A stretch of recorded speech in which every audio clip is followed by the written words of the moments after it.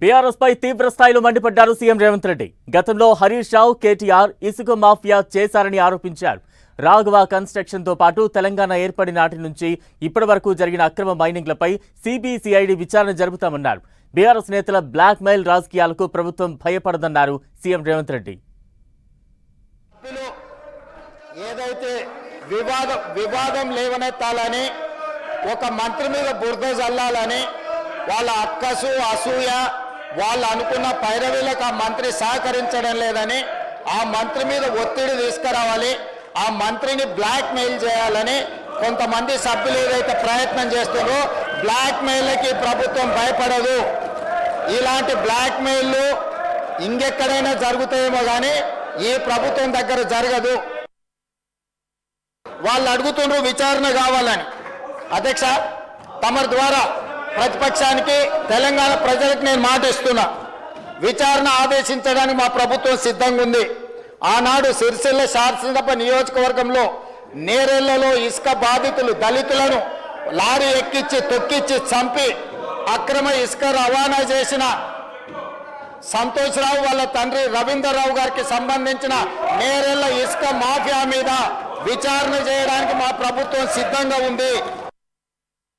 నేరెళ్లకు సంబంధించిన ఇసుక మాఫియా మీద, శ్వేత గ్రనేడ్స్ కు సంబంధించిన దాని మీద, గాయత్రి గ్రనేడ్ కు సంబంధించిన దాంట్ల మీద, అదేవిధంగా శిరీష జియో గ్రనేడ్స్ కు సంబంధించిన విషయంలో, మిడ్ వెస్ట్ గ్రనేడ్ కు సంబంధించి హరీష్ రావు గారు సొంత తమ్ముడు మహేష్ రావు గారు వారు మంత్రిగా ఉన్నప్పుడు దోపిడీకి పాల్పడ్డాడు. దీనికి సంబంధించి అదేవిధంగా ఈరోజు వాళ్ళు ఏదైతే ఆరోపణ చేస్తుందో, ఏదైతే ఈరోజు రాఘవ కన్స్ట్రక్షన్ సంబంధించినో వీటన్నిటి మీద రాష్ట్ర ప్రభుత్వం తరఫున సిబిసిఐడి విచారణకు నేను ఆదేశిస్తున్న. అధ్యక్ష, అందరి నిగ్గు తేలుస్తా.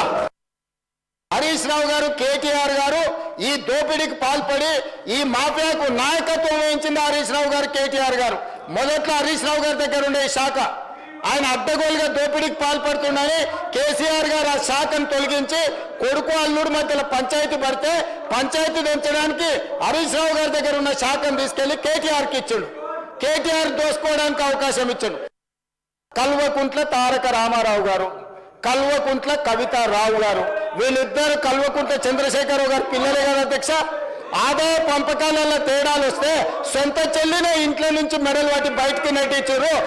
సొంత అన్న చెల్లెలకే ఆస్తి తగాదాలుంటే పొంగులేటి శ్రీనివాసరెడ్డి, పొంగులేటి కుటుంబ సభ్యులు ఎవరికో బంధువులకు వ్యాపారం ఉంటే పొంగులేటి శ్రీనివాసరెడ్డికి ఏం సంబంధం అధ్యక్ష?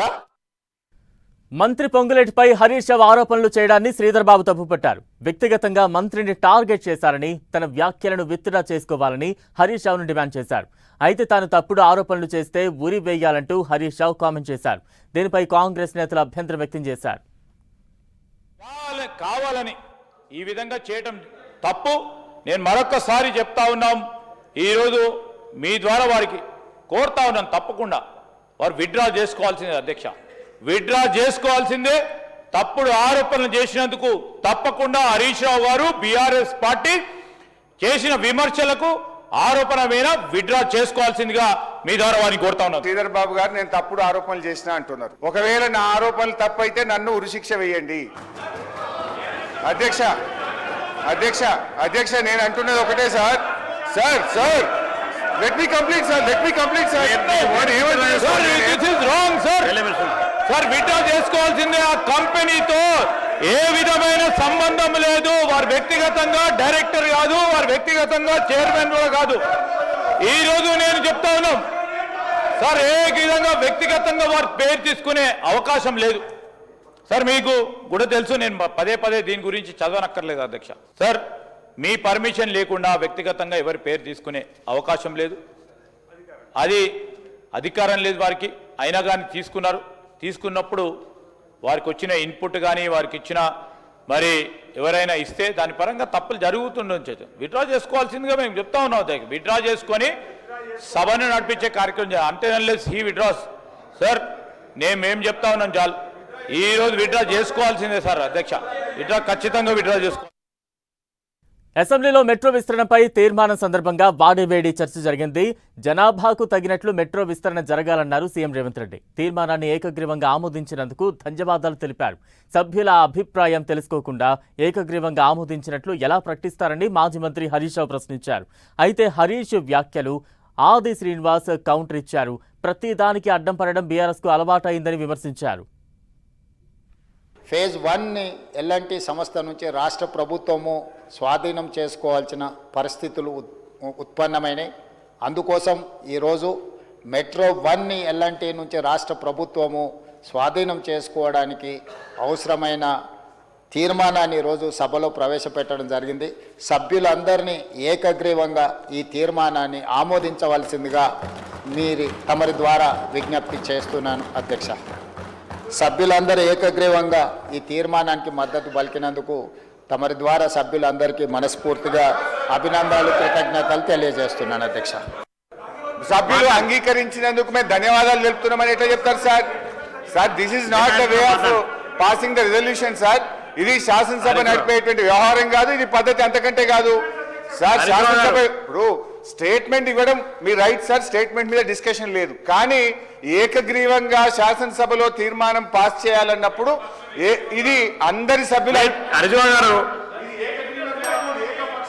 కానీ జరిగిన తీర్మానం ఇది ఏకగ్రీవ తీర్మానం కాదు, ఏకపక్షంగా చేసుకున్న తీర్మానము.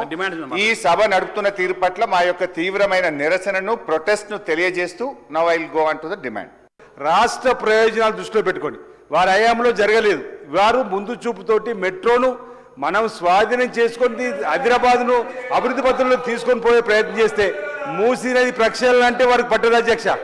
4th సిటీని తీసుకొని ముందుకు పోతామంటే పట్టదు అధ్యక్ష. ప్రతి దానికి అడ్డంకులే.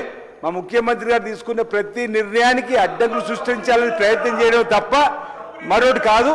ఈరోజు పద్దుల మీద ఏదో డిమాండ్స్ ఉందో మీరు అవకాశం దాని మీద మాట్లాడే అవకాశం ఇవ్వాల్సిందిగా నేను మిమ్మల్ని కోరుతున్నాను అధ్యక్ష.